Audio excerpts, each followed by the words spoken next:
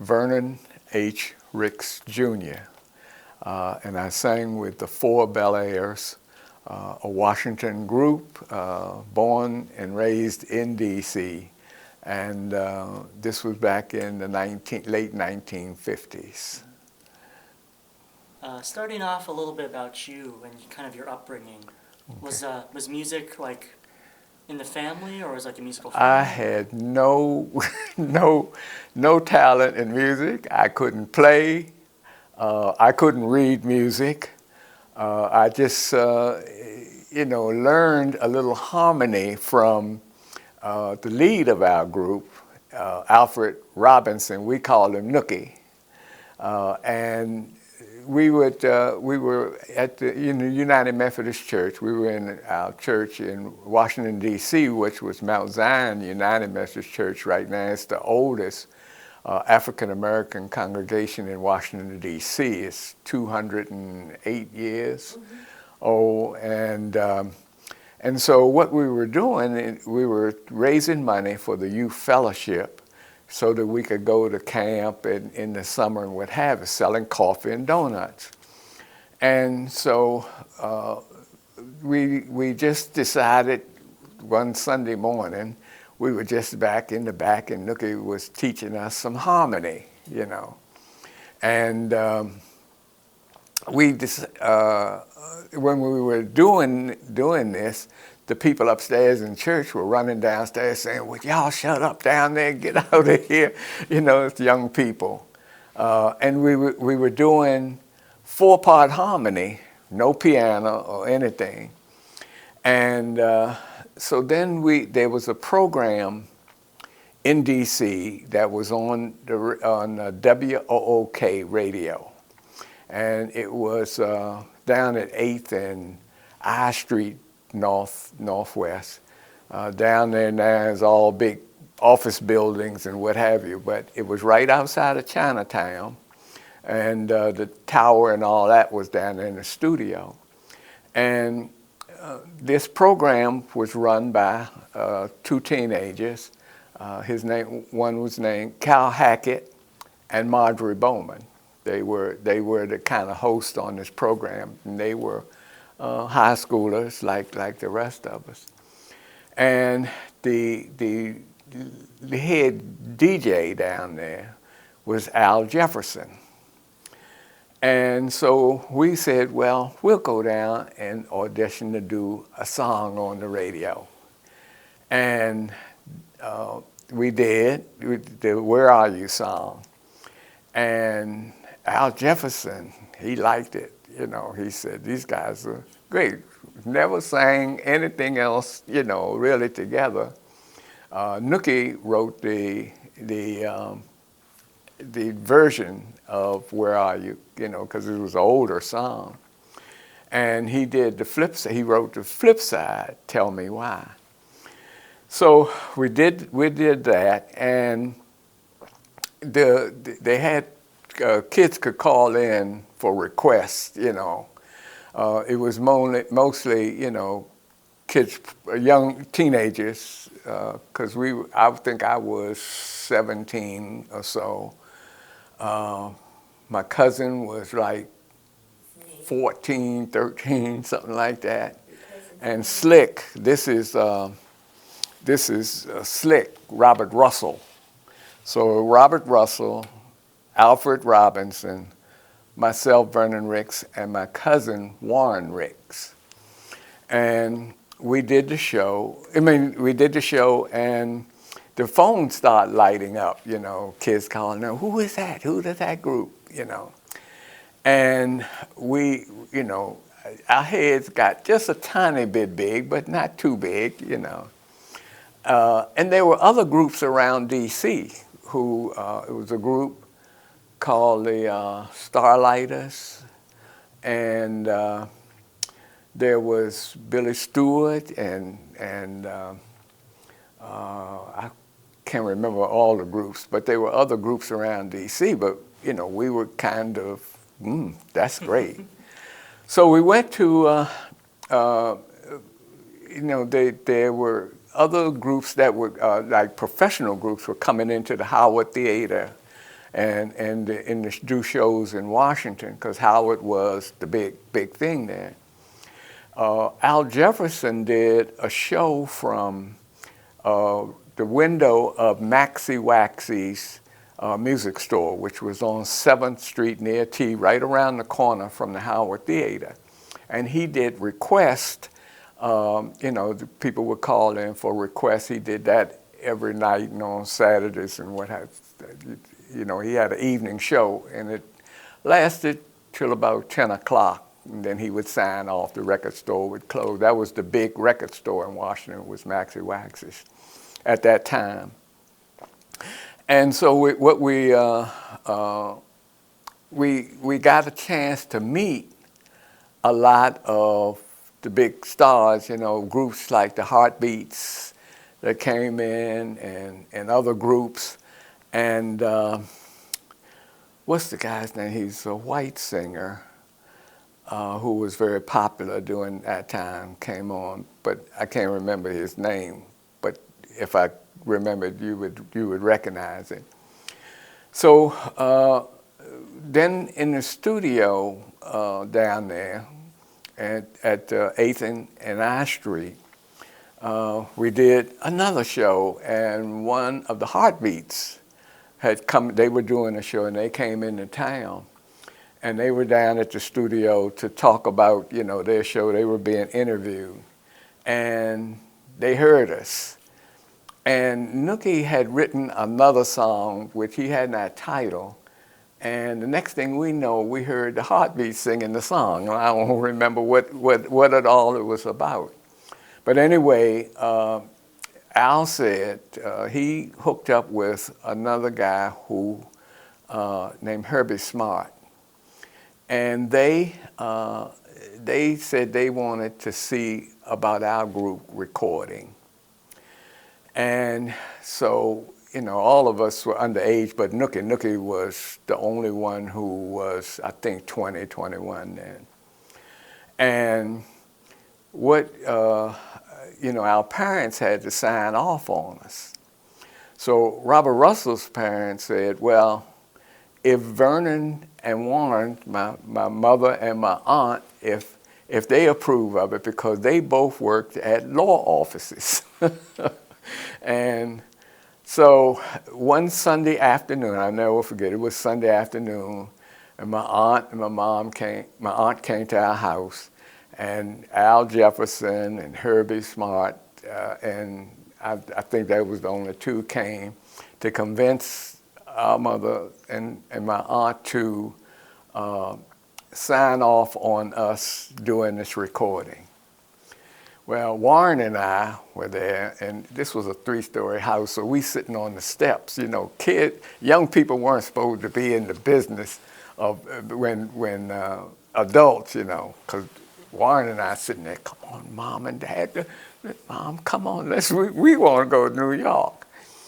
And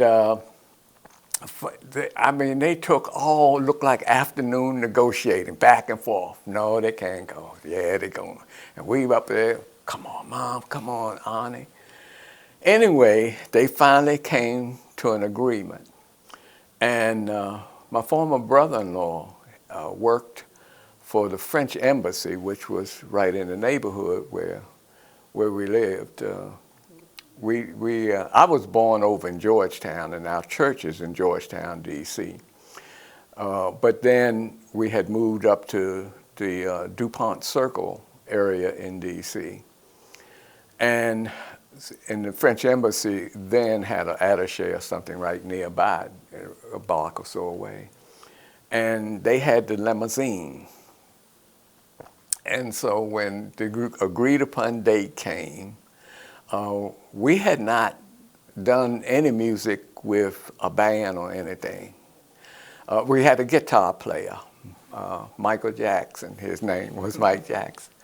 And, Mike, we would do little gigs around parties, and stuff like that. And he played guitar for us. Well, we that morning that we would go to New York, we left out early in the morning, and and we're in a limousine, a black limousine. We going to New York. The first time I had ever been to New York. And like I said, I think it was the first time for all of us. And the studio was a small studio. And we met the guy, I think his name was Smith, something like that. It's in the history. And there was a band there. I mean, drums and sax player and guitar player and bass player. And I think it was a piano player.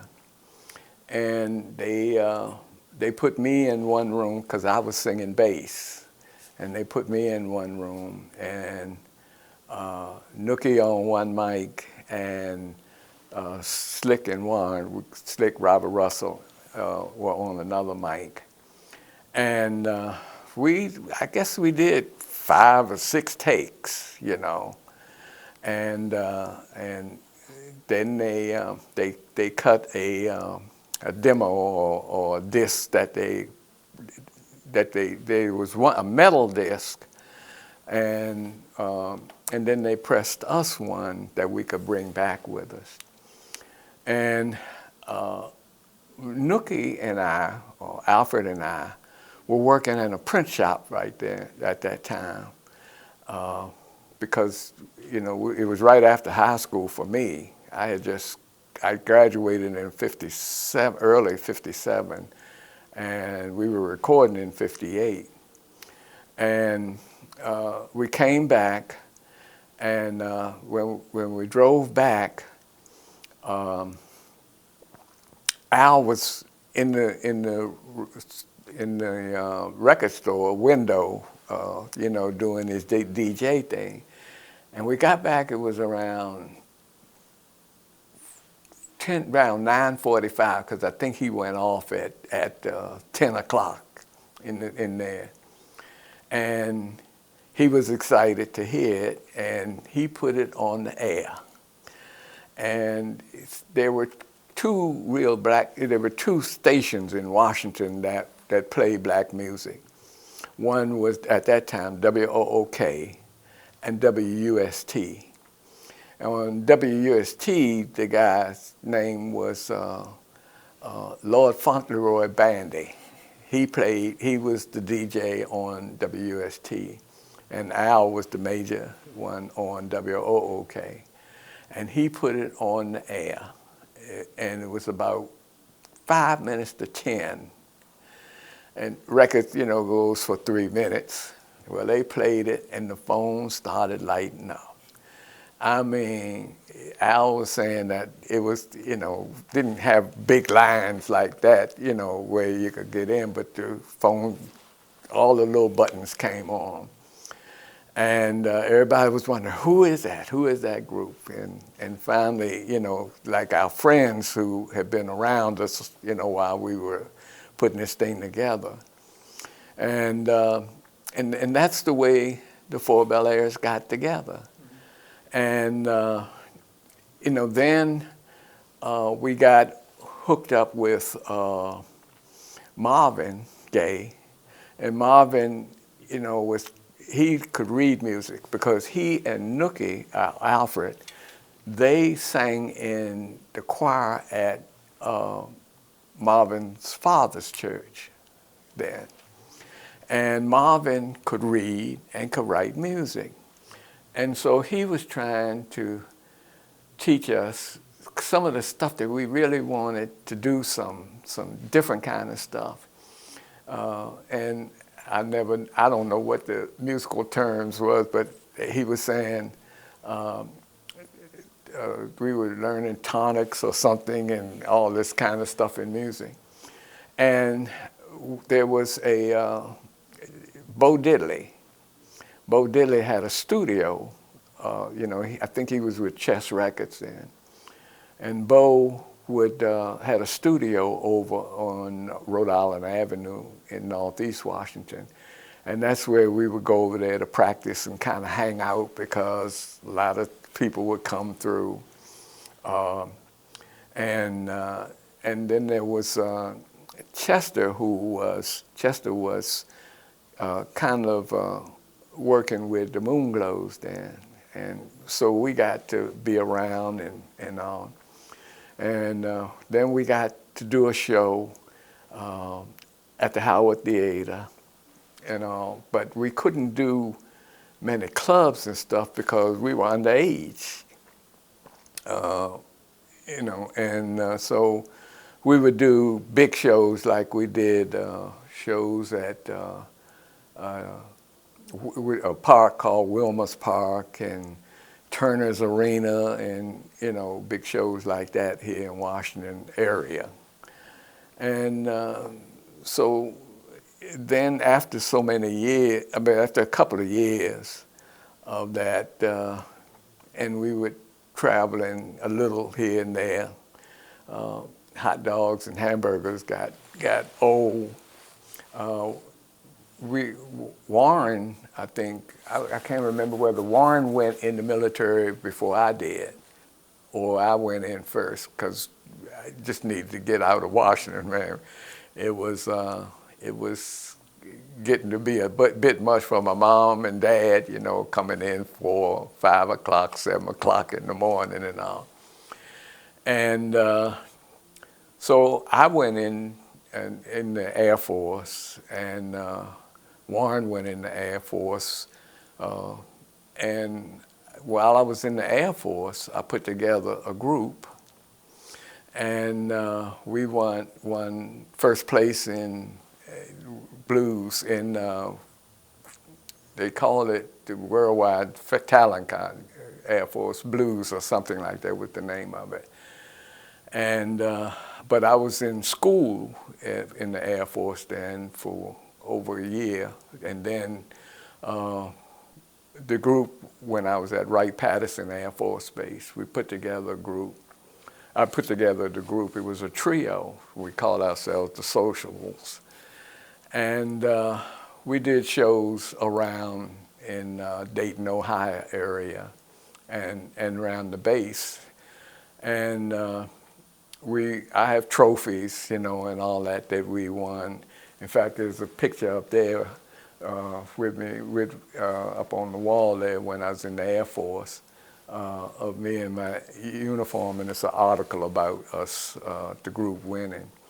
Well, we did a show out at Edwards Air Force Base, and that's where we won the first place trophies. And we, when we won it, they had the people like Columbia Records people were there and all, and they had talked to us about recording the group. And we went back to the base, and we were going to take leave and go back out to California on our own, and and do something with Columbia Records. Well, the Air Force found out that we had been made this offer, and they said no, and they transferred me to a unit in Great Falls, Montana, and transferred one of the other guys to England. They broke up the group. And so, it had gotten harmony and all had gotten in my blood then. I had learned just a tiny bit. Couldn't read music, couldn't write it, couldn't play it, but I could hear it, and put together another group in Montana. And while we were there in Montana, this group that I put together had a young lady who was a civilian, and she was a kid. She was only 16 then. And so I had her sing. We had her singing with us. It was 5 of us then, and then when I got out of the Air Force, I came back back home, and the young lady, in later years, had her own television show, and then she was managed by Billy Davis and Marilyn McCool, the 50 Mansions. So now she's got CDs out and all of that, and she's visited with me. But it all started again in Doo-Wop. And we were like, you know, you hear about the guys on the corner singing and the girls swooning and all that. That was the big part of it. I mean, the little young ladies around the stage when you're singing and all that, you know, you could just, it was just great. And when I finished, when I came home, I went and got a job working for Xerox Corporation. And so that was where my other career started. Now, we did that show that you saw the poster of. It was like 18 years afterwards or something like that. And we had not, every so often we'd just be around each other and we start blowing, you know. That was the term, you know, for doing the harmony and all. And so that was our career and our start in the record business. So I guess question I have, how did you guys get that name, the Four Bel Aires? Do you remember that? yeah, well, I don't remember how other than Alfred named it, because he was the only one who could really, you know, who really sang, you know, and he had sung in choirs and stuff like that. And I don't know, the name came up and it just stuck with us, Four Bel Aires, you know, so. And then you might have mentioned this, I might have just blanked out of my head, but how did you guys get that record contract in New York City with Extra? Well, that was with Al Jefferson, and had negotiated that. And let me see, I think I got the owner of Extra Records was, it tells us here,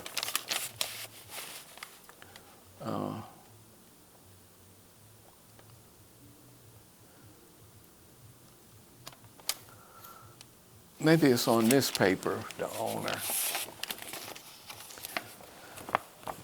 Ben Smith. Ben Smith, in 1962, Ben Smith sold all his Extra masters to Slim Rose of Times Square Records. And that's the reason that Where Are You and Tell Me Why appeared on Times Square in November 1963, although the group was listed as the Bel Aires. That was, you know, we didn't make any money really. You know, black groups weren't making big money then. They were not. You know, the payola thing had come out, and they were not playing records except on black stations, and so that was one of the reasons why I had to get a job. You know, they paid some money, yeah. So. And you mentioned, you know, going to the Howard Theater and seeing the shows. How was that experience being on the stage performing there? Oh man, that was the glory. That was the glory. You know what? Before we were there, you know, going on.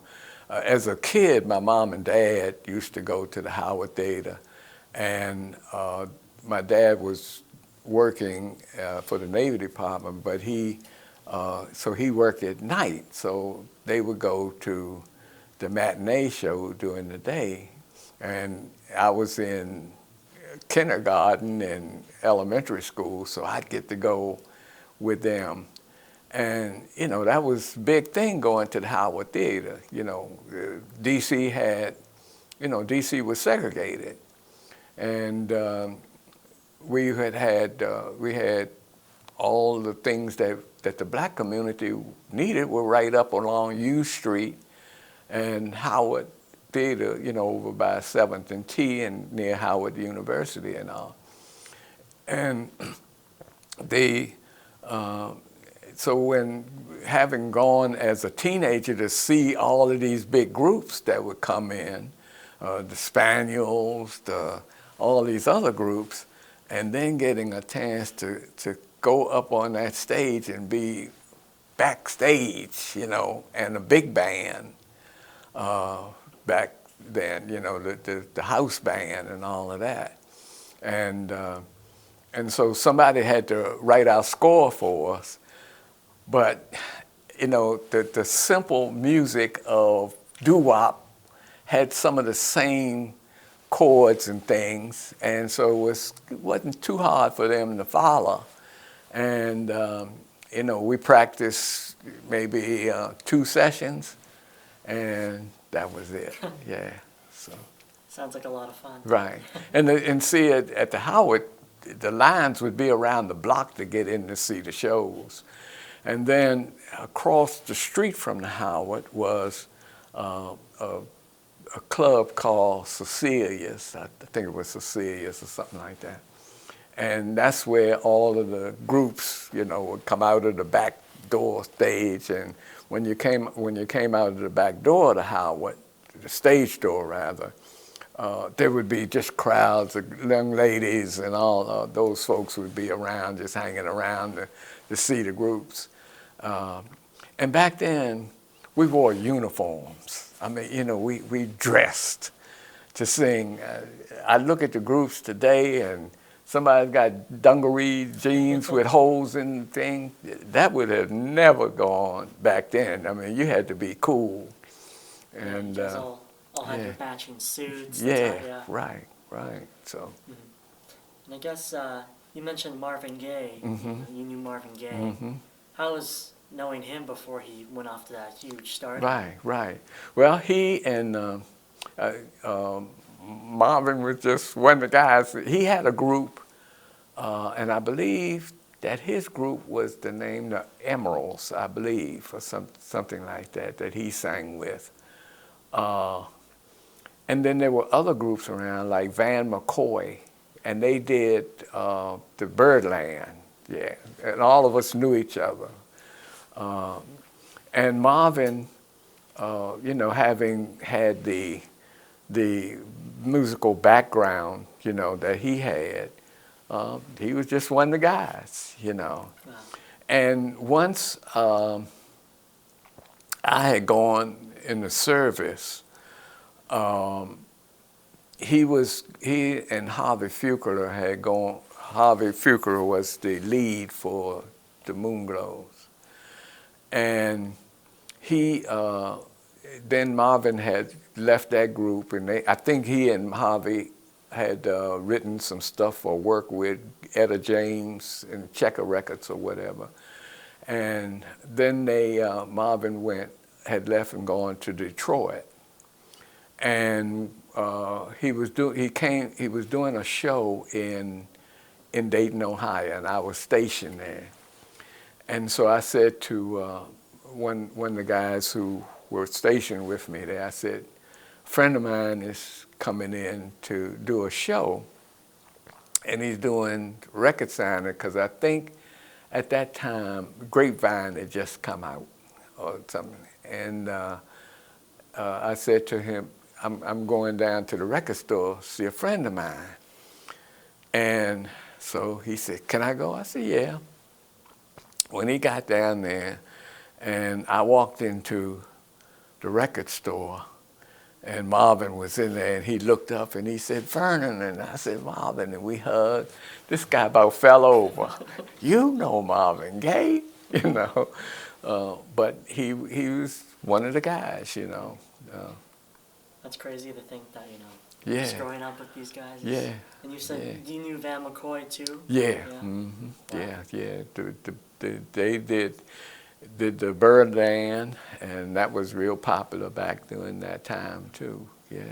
And you said you hung out at that studio with that Bo Diddley had. Yeah. And you guys would just mess around there. Yeah, Yeah. yeah. And he did some. I think he did Bo Diddley the Gunslinger.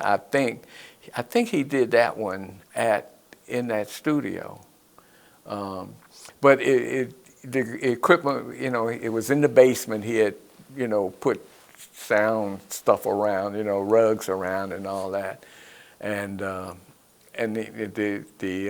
echo machine was a kind of crude thing, with a tape spinning, on a little recorder, and yeah, he had a hearse. That's what he would carry the band equipment, and we went with him up to a couple of gigs, with him. But yeah, that was, and then other groups would come in. Yeah, yeah. I guess you did all those gigs, like the Howard Theater probably being the biggest one. But what were the other venues that you guys used to play at? One call, we did gig at Wilmot's Park, which was like a big park where they'd have shows and stuff, and people could bring picnics and stuff like that. And then there was a place called Turner's Arena, which was in D.C. right off of 14th and stuff, 14th and V Street, I think it was, and we did that. And other little shows, that we could get to, and still they go to school in the day, so. Yeah. And I guess you mentioned earlier the performing at the radio station with the heartbeats there. Do you remember that song that they stole from you guys? No, I don't. I don't remember, because right then after that, we were, doing our own stuff. So yeah, I can't remember what the song was. Yeah. Yeah. And after you guys' record comes out on the Extra record label, you guys weren't asked to record again? No, we did. Well, we did some stuff of our own. One of the little studios was here in Washington over Pennsylvania Avenue, and we did some Christmas song. And I don't know they gave us a disc, but we don't know where it is, we just, I know one of the songs we did was The Bells of St. Mary's, and I can't remember anything else, yeah. But we did not record again after that, yeah. And, there's a lot of groups from back then, they talk about, all the other rival groups from that era, and they would used to battle it out to see who was the best. Did you ever have that experience? No, we didn't. We just kind of laid back, like the Chessy Cat. And, we just thought we were too cool. Too good. Too good, yeah, and we had our own unique sound, so. And Nookie was great lead, and he did, a lot of other stuff around, yeah. And I guess to touch back on that recording studio that you went into, how was that experience? Just like walking in there and be like, oh my gosh, I'm about to record. Right. Yeah. And it tells us here where it was, on what street it was in New York. Because like I say, we had not been in New York.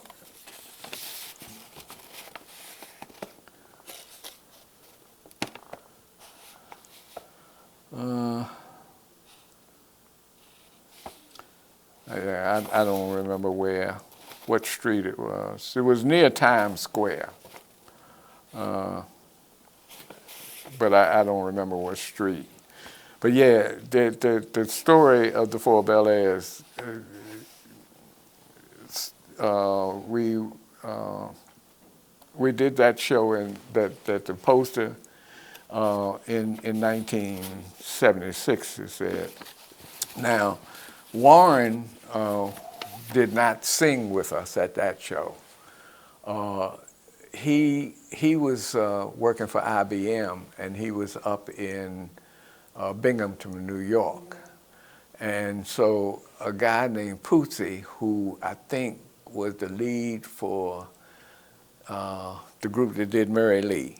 Mary Lee, Mary Lee. Yeah. The Rainbows. Yeah, the Rainbows, yeah. And he lived here in D.C. and was friends with us. And we also did shows with another group, and I think they would call the Marquis or something. And Reese Palmer was one of the leads of that group, and they recorded here in the area. But yeah, I don't remember a lot of the other groups, but they were, everybody around D.C. was, trying to sing back then. Yeah. Yeah. Get the girls. No question. I mean, when we got a chance to sing and hear the screaming, Now my wife, we weren't married then, but she, when we did that show in '76, we went to look at uniform. We didn't want to buy any uniform, so we went and rented tuxedos, and we were going to get yellow tuxedos, and dress really for that show, the reunion show.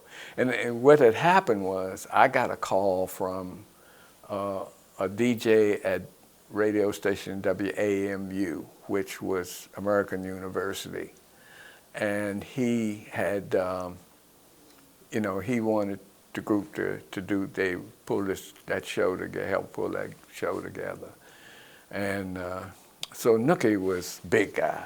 He was a big guy, and so he Nookie said, "I'm not gonna wear no yellow outfit looking like Big Bird." Yeah. So, but we got him something that kind of matched with us, and so she helped us to dress up and all that. And at that theater, it was they had people were bringing like food and all. It was like a cabaret kind of show. Yeah. So. And was that the last time you guys all kind of sang together? Right. Yeah. Right.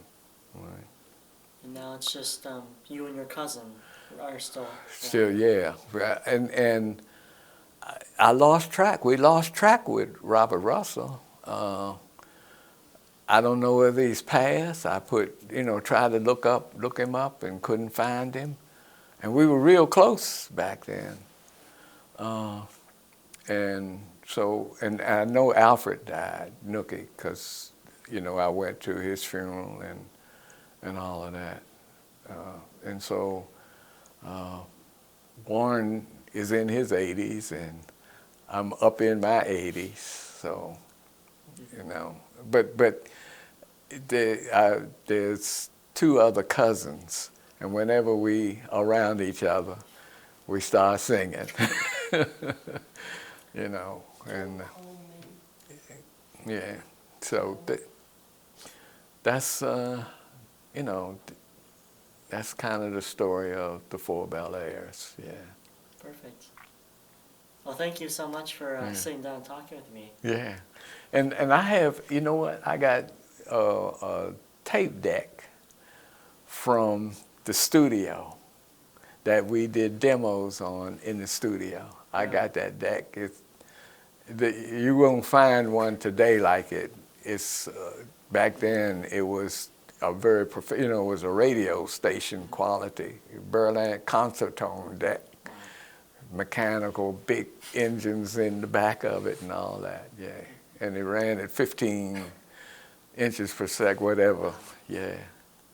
Yeah, I got it back here. So, Wow, yeah. perfect.